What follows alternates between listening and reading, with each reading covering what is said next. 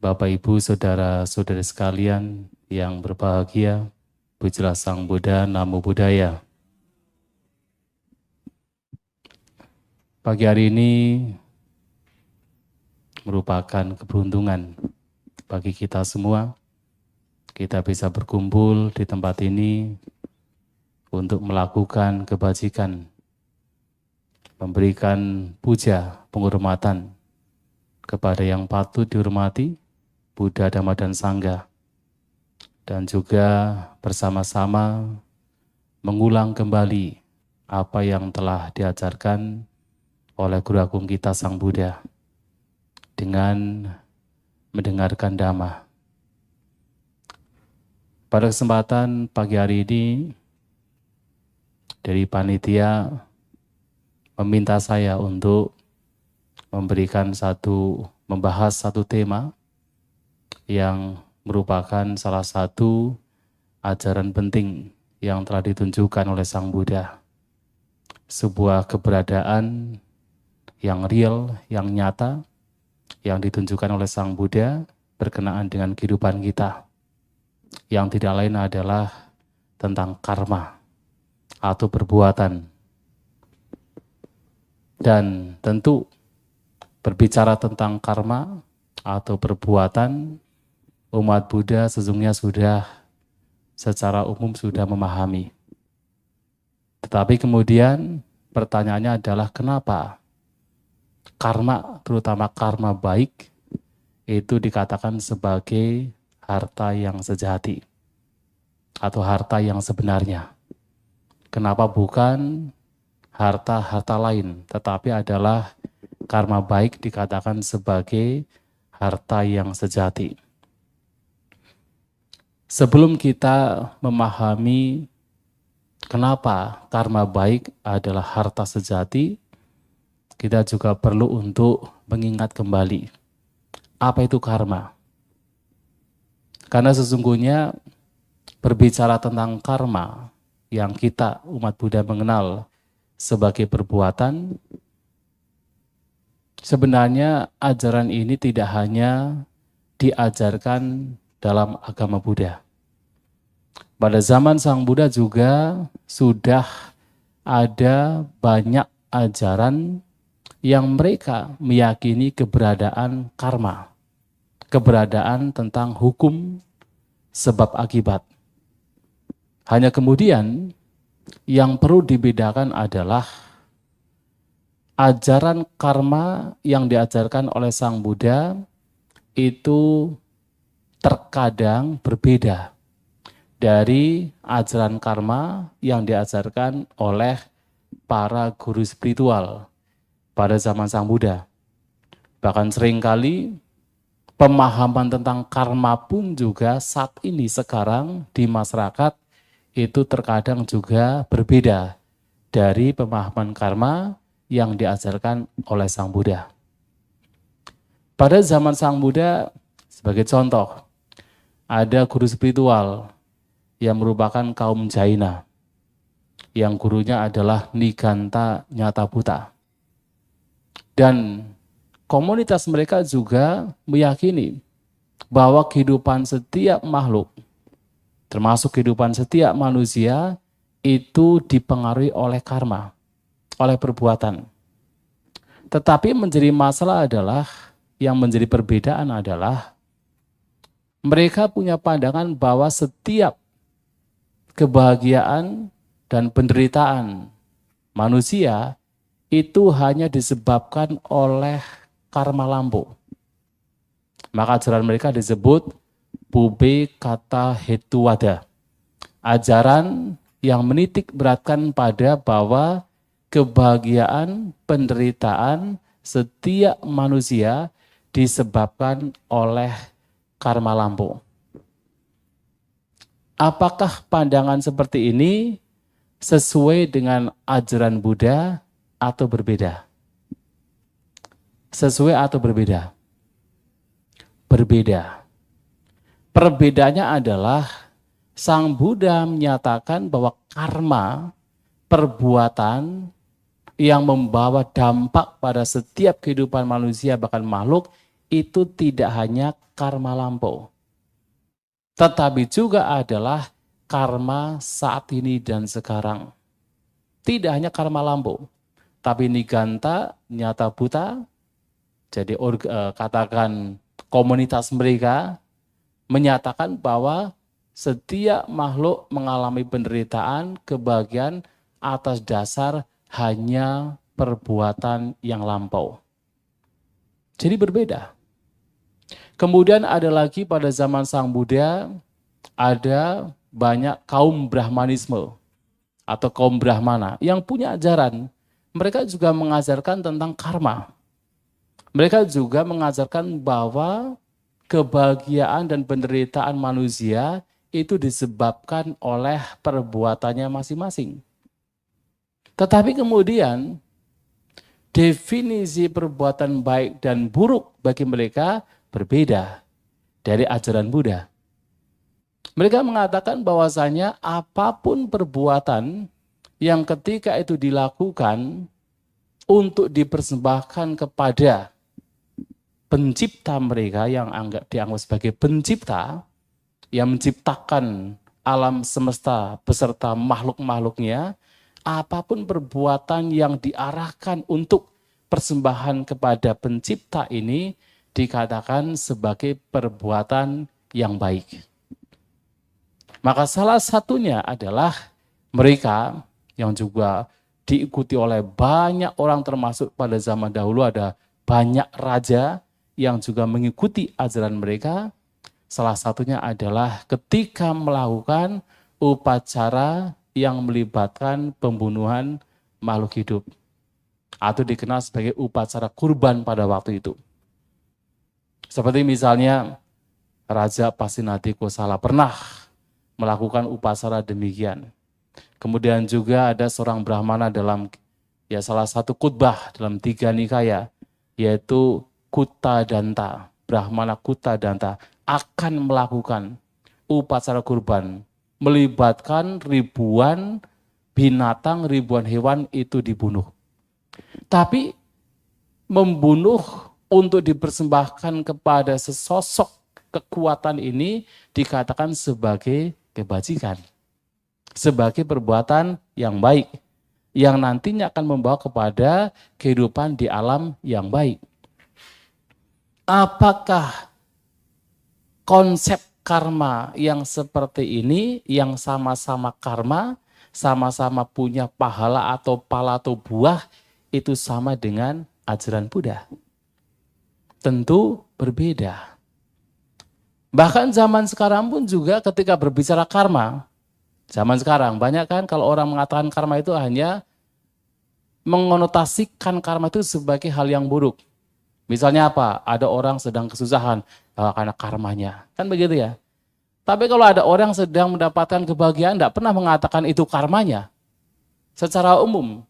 Tapi yang mengatakan ketika ada orang punya kesusahan, punya musibah, wah itu karena karma dia. Padahal karma ini juga tidak hanya mengacu kepada yang buruk, tapi juga mengacu kepada yang baik. Maka ada konsep karma pada zaman dahulu, zaman Sang Buddha, bahkan sekarang itu yang berbeda. Berbeda dari ajaran yang diajarkan oleh Sang Buddha. Mengapa bisa berbeda? Karena Sang Buddha ini mengajarkan hukum karma atau menunjukkan keberadaan karma itu bukan atas dasar percaya semata.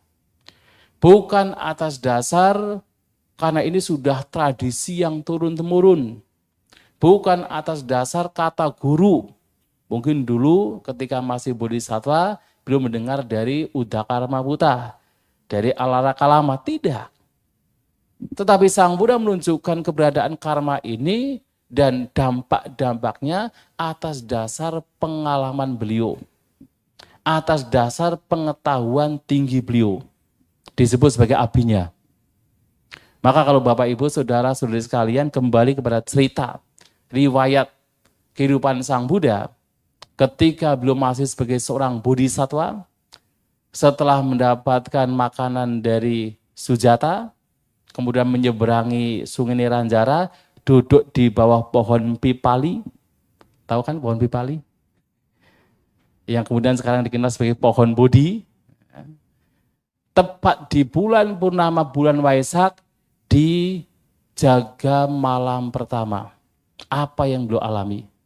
Dengan kekuatan batinnya yang sudah begitu matang, dengan konsentrasi batin yang sudah begitu kuat, beliau mencari tahu tentang kehidupan yang lampau. Dan diketahui dengan kekuatan beliau, dengan abinya pengetahuan tinggi beliau, diketahui ternyata setiap makhluk sudah mengalami kehidupan-kehidupannya lampau yang tidak terhitung banyaknya. Dan itu bukan karena kitab suci, bukan karena kata guru, bukan karena kepercayaan. Sang Buddha pada waktu sebagai bodhisattva itu melihat sendiri, mengalami sendiri dengan kekuatan beliau, dengan extrasensory perception. Jadi bukan dengan yaitu melihat dengan mendengar, tapi dengan kekuatan yang lebih unggul. Disebut juga Uttari Manusa Dhamma. Dialami oleh beliau. Oh, ternyata setiap makhluk mengembara dari satu kehidupan ke kehidupan lainnya. Dari dulu kemudian sampai yang akan datang. Tapi pada waktu itu kemudian beliau belum bisa melihat apa yang menyebabkan kenapa makhluk-makhluk termasuk dirinya mengembara dari satu kehidupan lainnya. Tidak diketahui sebabnya. Maka pada jaga malam kedua, beliau kemudian melihat bahwa ternyata setiap makhluk termasuk manusia lahir mati dengan perbedaan satu sama lain, dengan kebahagiaan dan penderitaannya yang berbeda-beda, itu disebabkan oleh karmanya masing-masing. Dengan kekuatan dibacaku, kekuatan mata dewa, kekuatan yang beliau lihat sendiri, beliau alami sendiri, oh ternyata karma perbuatan masing-masing itulah yang membuat perbedaan kenapa ada makhluk yang terlahir bahagia, ada makhluk yang terlahir menderita. Karena karmanya masing-masing. Dan definisi karma ini menjadi berbeda. Karena Sang Buddha pada waktu itu bahkan sebagai bodhisattva, belum mencapai kebuddhaan, itu melihat sendiri. Bukan karena percaya, bukan karena tradisi, bukan karena kata guru, tapi melihat sendiri. Maka kemudian kita harus memahami sesuai dengan apa yang diajarkan oleh Sang Buddha, apa itu karma. Bagaimana karma ini dikatakan sebagai baik, bagaimana dikatakan sebagai buruk. Maka harus kita melihat ciri-cirinya. Yang pertama, dikatakan sebagai perbuatan yang baik atau buruk itu dipengaruhi, didasari oleh niat atau kehendak dari orang yang melakukan. Karena sesungguhnya karma tidak lain adalah niat itu sendiri atau disebut cetana. Beliau mengatakan dalam salah satu pernyataannya, cetanahang bikawe kamang wadami. Ceta itu kamang karoti. Jadi wahai para biku bahwa cetana, niat, kehendak itu adalah karma. Kenapa? Karena setelah seseorang berkehendak, maka ia melakukan perbuatan. Baik melalui ucapan, jasmani maupun pikiran. Maka cetana. Lantas cetana seperti apa yang dikatakan baik dan cetana seperti apa yang dikatakan sebagai buruk? Dikatakan sebagai baik ketika niat pada saat seseorang melakukan perbuatan itu tidak didasari oleh 3 akar kejahatan. Yaitu apa? Tidak didasari oleh loba, oleh dosa, oleh moha. Ketika perbuatan tersebut atau niat yang mendasari perbuatan tidak didasari oleh keserakahan, kebencian, maupun ketidaktahuan atau kebodohan, maka dikatakan sebagai perbuatan yang baik. Atau disebut kusalakama, atau juga dikenal sebagai punyakama, perbuatan yang baik, perbuatan yang bajik. Tapi kalau kemudian perbuatan tersebut didasari oleh keserakahan, kebencian, ataupun kebodohan, ketidaktahuan tentang mana yang baik, mana yang tidak baik, maka harus dilihat, diingat bahwa itu adalah perbuatan yang buruk. Maka kalau kita melihat misalnya, saya tahu kalau umat Buddha di Tangerang, di Jakarta, sudah banyak belajar Abhidhamma ya. Kalau kita melihat dalam Abhidhamma, dari 89 cita, ada berapa cita yang merupakan karma? Ada berapa kesadaran yang dikatakan sebagai karma, sebagai perbuatan? Atau kalau dalam Padijakasamuppada dikatakan sebagai sangkara. Karena sangkara adalah karma. Ada 29 cita atau 29 kesadaran. Dari 29 kesadaran, mana yang disebut sebagai perbuatan yang buruk? Tidak lain adalah 12. Ya kan? 8 yang berakar pada keserakahan, 2 berakar kepada kebencian, 2 lagi berakar pada kebodohan. 12. Karena berakar pada keserakahan, kebencian, dan kebodohan, maka dikatakan sebagai apunya bisangkara, perbuatan yang tidak baik atau perbuatan yang buruk. Dan ini menjadi patokan.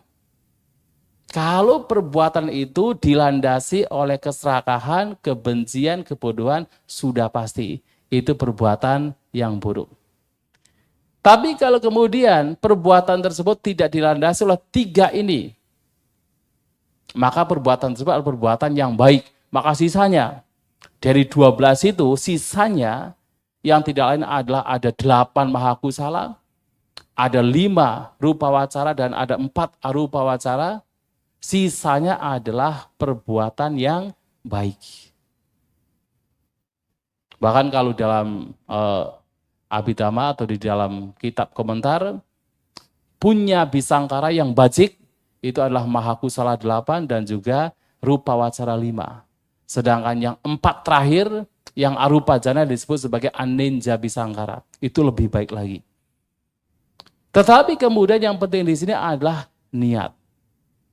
Kalau niat itu didasari oleh 3 akar kejahatan, ingat, itu adalah perbuatan yang buruk. Tidak ada alasan lain. Tapi kalau niatnya tidak ada loba dosa moha, maka itu adalah perbuatan yang baik. Itu definisi pertama. Yang kedua, untuk menengarai, membedakan ini perbuatan baik, ini perbuatan yang buruk, dilihat dari dampaknya. Dampaknya memberikan manfaat atau memberikan kerugian. Memberikan manfaat untuk diri sendiri dan juga makhluk lain, atau memberikan kerugian baik diri sendiri ataupun makhluk lain. Kalau itu memberikan manfaat, maka itu disebut sebagai perbuatan yang baik. Maka Sang Buddha mengatakan, perbuatan yang baik adalah perbuatan yang membawa kepada manfaat bagi diri sendiri, disebut attatthaya, dan juga memberikan manfaat bagi makhluk lain, parattaya. Tapi kalau kemudian hanya memberikan manfaat untuk diri sendiri, yang lain tidak mendapatkan manfaat, itu tidak sempurna. Kalau yang lain mendapatkan manfaat, diri sendiri mendapatkan kerugian, juga tidak sempurna. Kalau kemudian keduanya mendapatkan kerugian, itu yang paling buruk. Maka Sang Buddha mengajarkan, berbuatlah perbuatan, melakukan tindakan yang memberikan manfaat untuk diri sendiri dan juga untuk makhluk lain. Itu baru kemudian perbuatan yang bajik, perbuatan yang baik. Itu adalah ciri kedua. Memberikan manfaat atau memberikan kerugian. Yang sesungguhnya, kalau betul-betul perbuatan tersebut tidak dilandasi oleh loba dosa moha, itu sudah dipastikan. Dipastikan memberikan manfaat dan bukan kerugian. Kalau perbuatan tersebut didasari oleh keserakahan, kebencian, dan juga ketidaktahuan, sudah dipastikan suatu saat cepat atau lambat pasti memberikan kerugian. Sudah dipastikan. Ini adalah ciri kedua. Untuk mengetahui mana perbuatan baik, mana perbuatan yang buruk. Nah, ciri ketiga adalah kita bisa melihat dari apa yang tertampak. Dari perbuatan yang dilakukan.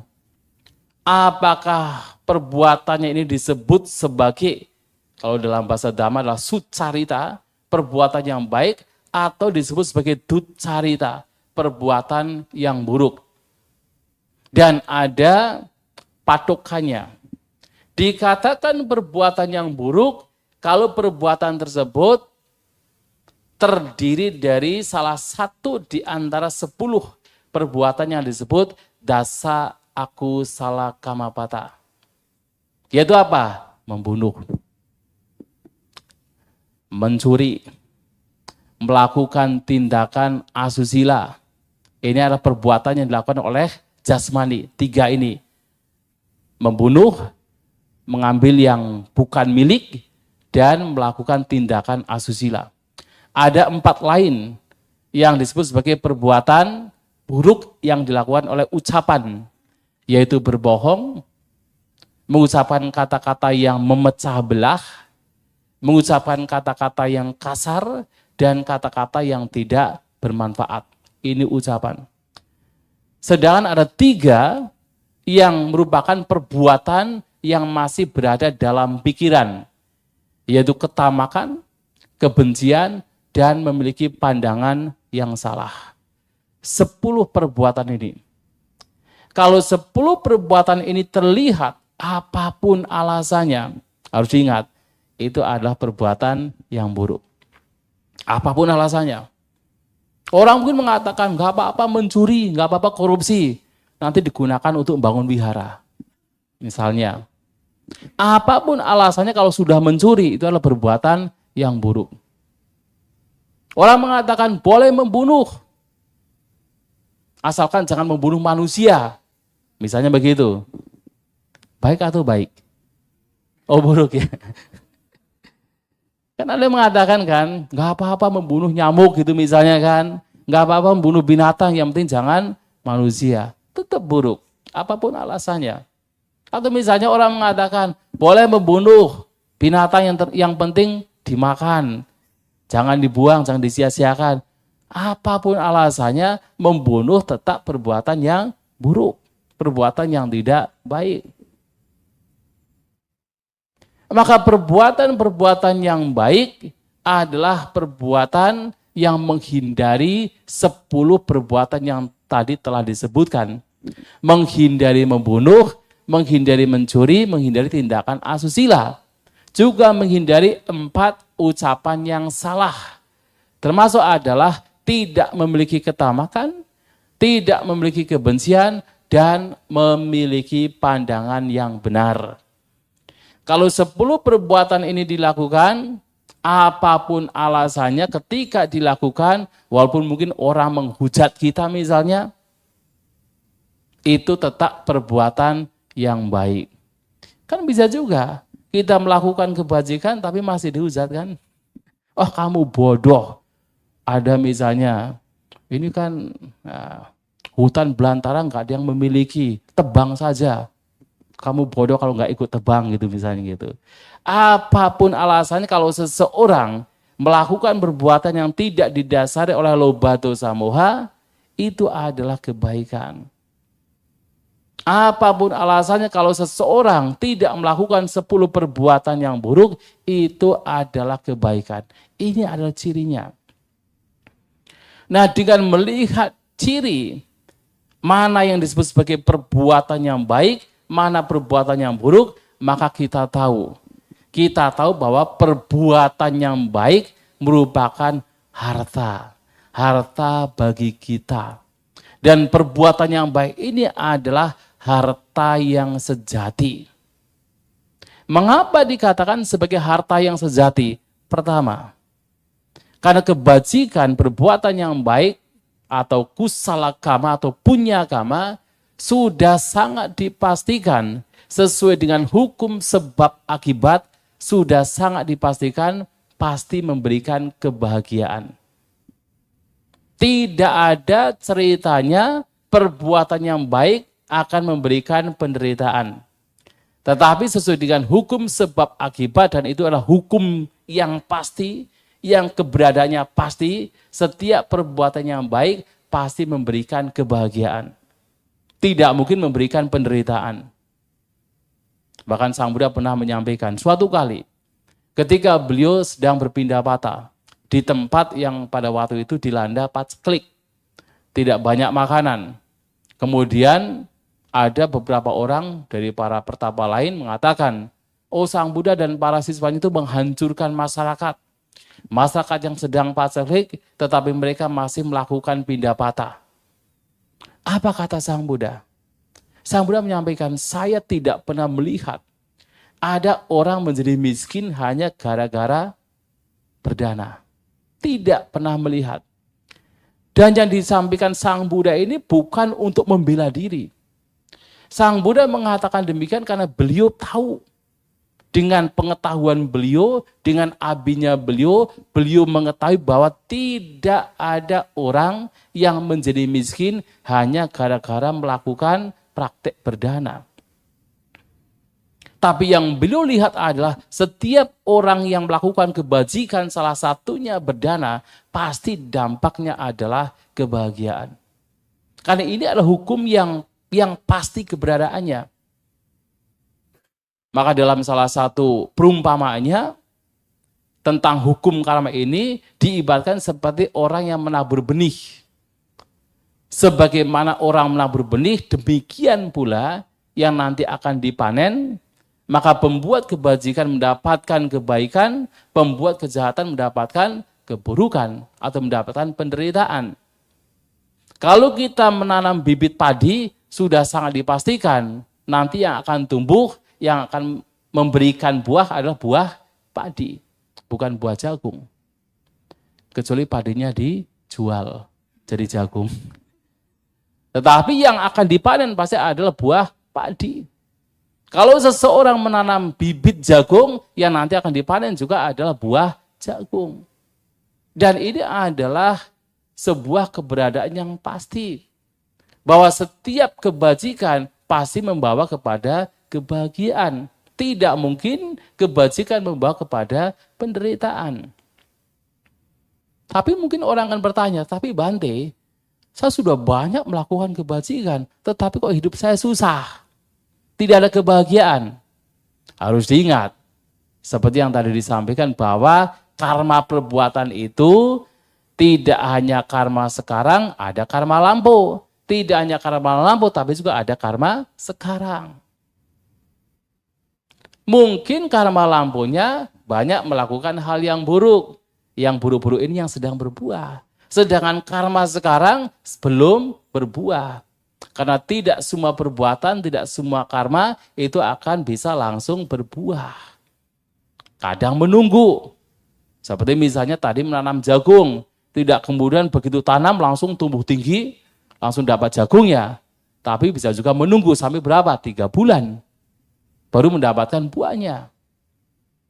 Tetapi setiap perbuatan yang baik ini pasti akan memberikan buah kebahagiaan. Dan perbuatan yang baik ini tidak akan memberikan penyesalan, tidak akan memberikan kekhawatiran, tidak akan memberikan ketakutan, pasti memberikan kebahagiaan. Sang Buddha pernah menyampaikan, salah satu penyebab kenapa seseorang takut ketika meninggal dunia, disebabkan karena merasa dirinya belum berbuat kebajikan. Dan juga disebabkan karena dirinya sudah melakukan kejahatan. Ketika melakukan kejahatan, ketika harus kemudian menghadapi ajal, ketakutan bisa muncul. Karena berpikir, saya sudah melakukan kejahatan. Atau ketika belum melakukan kebajikan, ketika menghadapi ajal, juga muncul penyesalan, ketakutan. Kenapa saya tidak melakukan kebajikan? Selagi waktu masih ada penyesalan. Tetapi berbeda dari itu ketika seseorang melakukan kebajikan, berbuat yang baik, penyesalan tidak ada. Ketika harus meninggal dan ingat apa yang telah dilakukan, akan meninggal dengan kebahagiaan. Saya sudah melakukan kebajikan. Saya tidak melakukan kejahatan. Tidak akan ada penyesalan. Maka kebajikan ini, perbuatan baik ini kenapa dikatakan sebagai harta sejati? Karena ini membawa kepada kebahagiaan. Bukan membawa kepada penderitaan. Ini yang pertama. Yang kedua, kebajikan ini juga dikatakan harta sejati karena kebajikan dikatakan sebagai anugamika dahana. Apa itu anugamika? Adalah yang mengikuti si pembuat setelah kematian. Menjadi pengikut, tidak hanya dalam kehidupan sekarang, tapi juga mengikuti setelah kematian. Dalam kitab komentar, ada beberapa kategori harta benda. Ada yang disebut sebagai tawaradana. Bukan dana, tapi dahana. Beda ya. Kalau dana adalah memberi, kalau dahana adalah harta. D-H-A-N-A, itu adalah harta, dahana. Tawaradana. Tawaradana adalah harta kekayaan yang tidak bergerak. Seperti apa? Anda punya rumah, punya tanah, itu harta yang tidak bergerak. Maka sekarang ada istilah apa kalau ada proposal kan ada tawaradana gitu ya. Tawaradana. Jadi berdana hal atau benda yang tidak bergerak. Pembangunan wihara itu disebut tawaradana. Berdana kepada atau benda yang tidak bergerak. Nah, tawaradana adalah harta yang tidak bergerak. Ini adalah kekayaan pertama. Yang kedua, ada kekayaan yang disebut sebagai sangharimadhana atau kekayaan atau harta yang bisa dikumpulkan.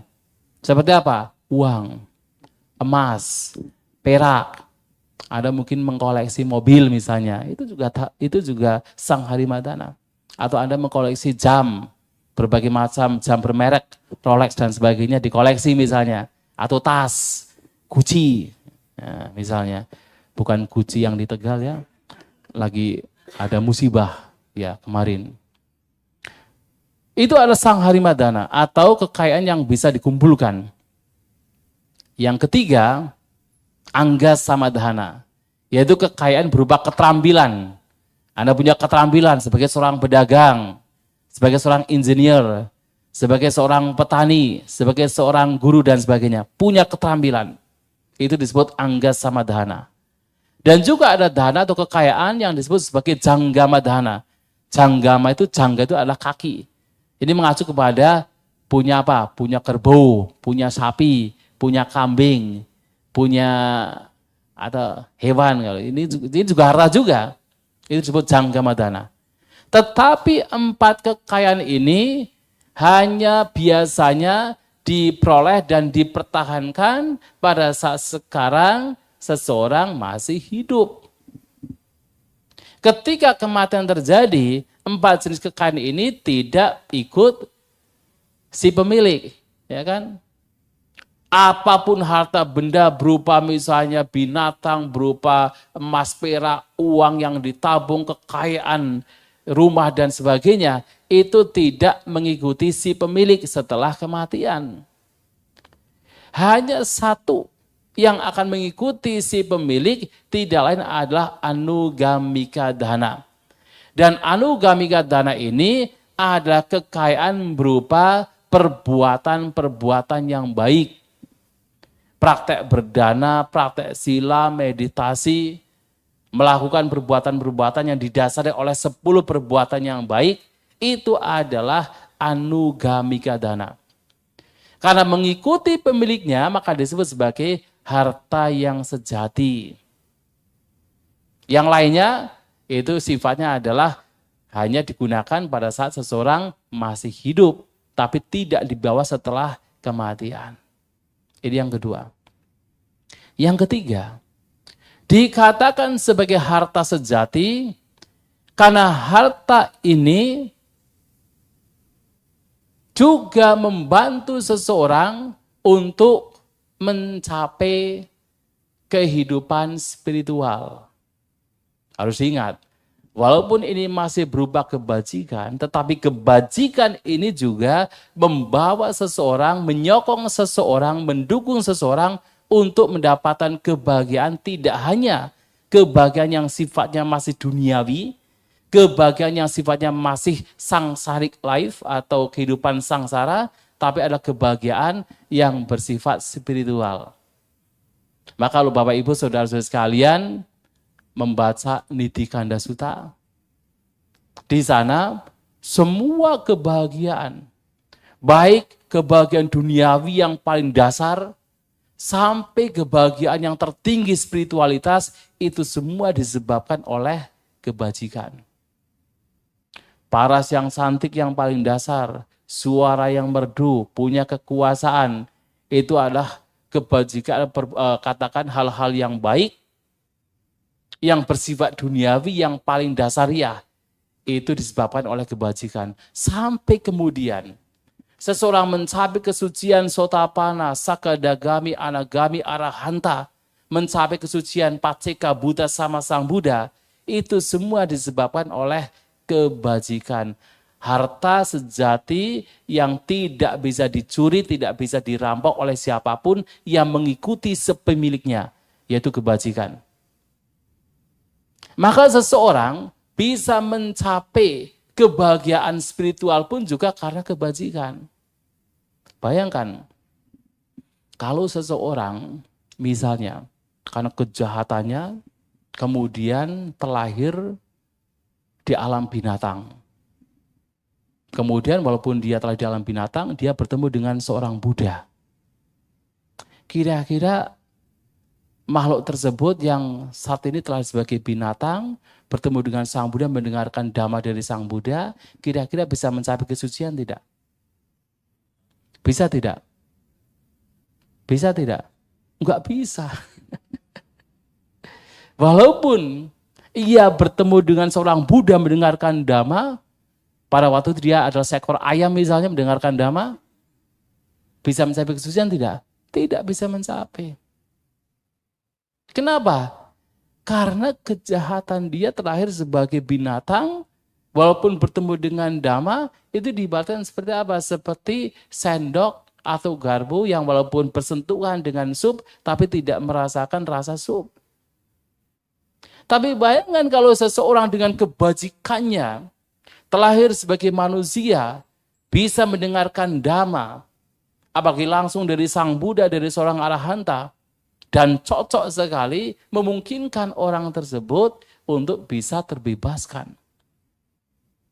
Maka kalau kita perhatikan cerita-cerita mengenai Bante Sariputta, Bante Mahamoggallana, Bante-Bante yang lain, Bante Kondanya, kenapa mereka itu mencapai kesucian arahanta? Ternyata di kehidupannya lampau pernah melakukan kebajikan. Melihat misalnya Bante Kondanya, melihat ada seorang biku ditetapkan oleh Sang Buddha, bahwa biku ini adalah biku yang utama, yang pertama menjadi murid Sang Buddha. Maka ia berpikir pada waktu itu, saya juga ingin seperti dia, menjadi biku pertama, dan mencapai kesucian arahanta yang pertama. Dan dia melakukan, sejak itu melakukan kebajikan. Jadi tidak tinggal dia, melakukan kebajikan, berdana kepada Sang Buddha, para siswa beliau. Dan sejak itu kemudian terlahir di alam-alam yang bahagia. Jadi mengembara pun juga kalau nggak di alam manusia, di alam dewa. Terus demikian. Sampai kemudian terlahir sebagai Kondanya. Mendengarkan ajaran Sang Buddha Gautama, mencapai kesucian. Seperti harapannya pada waktu itu. Yang diawali dari kebajikan. Dan karena kebajikan ini pada akhirnya membawa kepada pencapaian pembebasan, pencapaian tertinggi, spiritualitas yang tertinggi, maka itulah kenapa kebajikan karma baik merupakan harta yang sejati. 3 saja. Untuk memahami bahwa karma baik adalah karma atau perbuatan yang dikatakan sebagai harta sejati. Dan untuk mengakhiri ada satu cerita. Pada zaman Sang Buddha, Ada seorang pria, mungkin Bapak Ibu pernah mendengar, ia bernama Supabuddha. Pernah dengar ya? Tapi ini bukan Supabuddha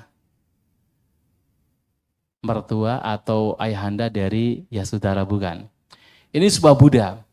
Dia adalah seorang yang sengsara, hidupnya miskin, sengsara dan terkena penyakit kusta. Maka disebut sebagai Supabuddha Kuti. Kuti itu artinya kusta. Jadi kuti, kalau dalam bahasa Sanskerta itu kusti. Dalam bahasa Indonesia menjadi kusta. Nah, dia terkena penyakit kusta sampai jari jemarinya terputus. Suatu kali, ketika ia melihat kerumunan, banyak kerumunan. Pada waktu itu Sang Buddha sedang berdiam di daerah Rajagaha di Veluwana. Kemudian Supabuddha ini melihat kerumunan, kok banyak orang berkumpul, lagi ngapain? Barangkali di sana ada makanan. Maka datang ke sana untuk bisa mendapatkan makanan. Ternyata waktu itu mereka berkerumun mengerumuni Sang Buddha. Tidak ada makanan di sini. Tapi berpikir lagi, kan Sang Buddha sedang mengajarkan Dhamma. Walaupun tidak ada makanan, cobalah. Kalau saya juga punya kesempatan untuk mendengarkan Dhamma. Maka duduk di paling belakang, jadi tidak di depan di sini, di paling belakang pojok sana mendengarkan Dhamma Sang Buddha. Ya karena dia tidak bisa ke tengah-tengah. Orang-orang pun pada lari kalau misalnya dia ke tengah karena berbau, kemudian terkena penyakit kusta. Duduk di paling belakang mendengarkan Dhamma. Sang Buddha melihat, siapakah orang di kerumunan ini yang batinnya sudah matang? Ternyata yang terlihat adalah Supabuddha yang duduk di paling belakang. Dan beliau mengajarkan Dhamma, walaupun semua orang bisa mendengar, tapi terkhusus untuk Supabuddha ini. Mengajarkan Anubhubikata. Diawali dari perdana, praktek sila, kemudian membabarkan tentang alam-alam surga, dan seterusnya. Ketika batinnya sudah terlihat matang, beliau Sang Buddha mengajarkan Buddhanang Samuka Sika Desana. Ajaran tertinggi beliau, ajaran tertinggi para Buddha, yang tidak lain adalah 4 kebenaran Arya. Mendengarkan penjelasan 4 kebenaran Arya, Supabuddha Kuti ini mencapai kesucian Sotapanna. Waktu itu sebenarnya ia ingin datang ke Sang Buddha, ingin mengungkapkan apa yang telah dicapai, tetapi karena banyak kerumunan, maka ia tidak bisa maju ke depan. Ia berpikir, nanti kalau semuanya sudah pergi, saya akan datang ke Sang Buddha. Waktu itu, Dewa Saka atau Raja di alam Tawatingsa melihat dan mengetahui cara berpikir dari Supabuddha Kuti ini. Maka ia datang untuk mengetes. Dia datang kemudian berada di angkasa dan berkata kepada Supabuddha, kamu kan orang miskin, orang sengsara, sudahlah, saya kasih uang yang banyak. Tapi satu hal, kamu harus mengatakan, yang dikatakan Buddha itu bukan Buddha. Yang dikatakan Dhamma itu bukan Dhamma. Yang dikatakan Sangga itu bukan Sangga.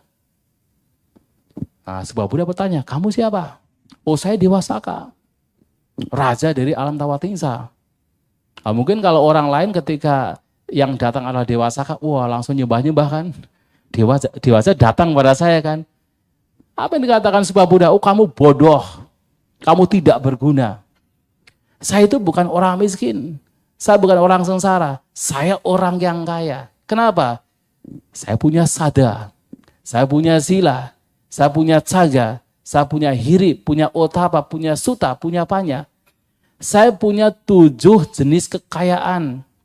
Keyakinan, moralitas, kedermawanan, hiri, malu berbuat jahat, otapa, takut akan dampak dari perbuatan jahat, suta, pengetahuan Dhamma, dan juga panya kebijaksanaan. Saya punya kekayaan. Bagaimana dikatakan saya itu miskin? Maka dia juga mengucapkan syair yang tadi saya sampaikan di awal.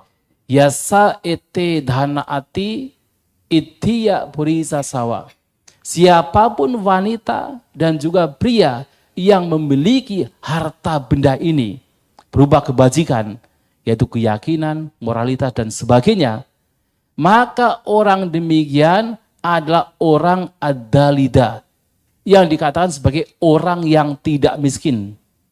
Orang demikian adalah amogantasa jiwitang, orang yang hidupnya bukan moga. Moga adalah sia-sia. Artinya orang hidupnya tidak sia-sia. Orang yang hidupnya tidak kosong.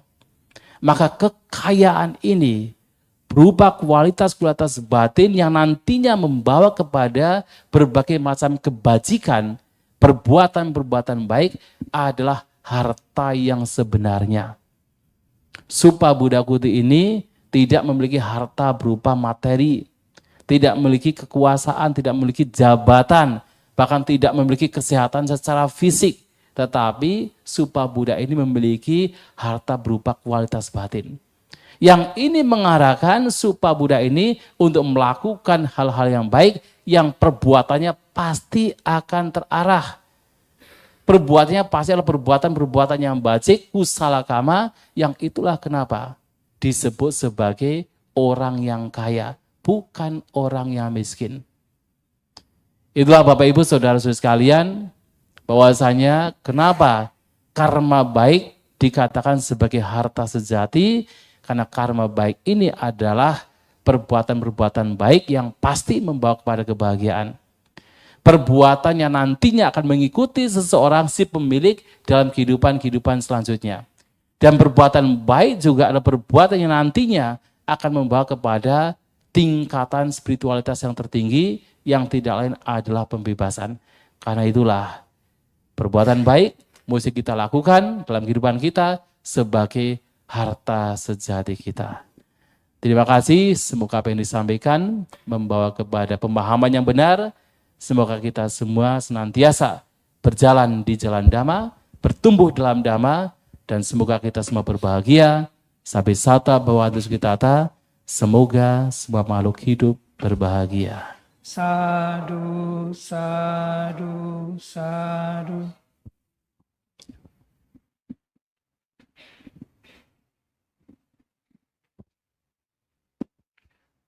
Baik, Bapak Ibu, untuk selanjutnya kita akan memberikan Amisa Puja yang akan diwakili dan dipersembahkan oleh Bapak Feby Hazairin.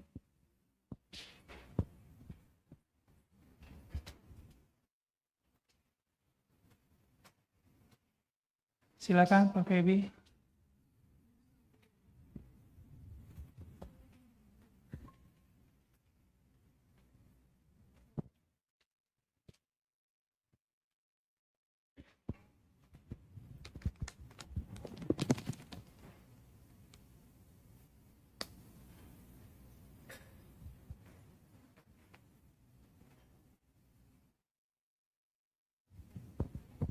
Bante, blessing Bante.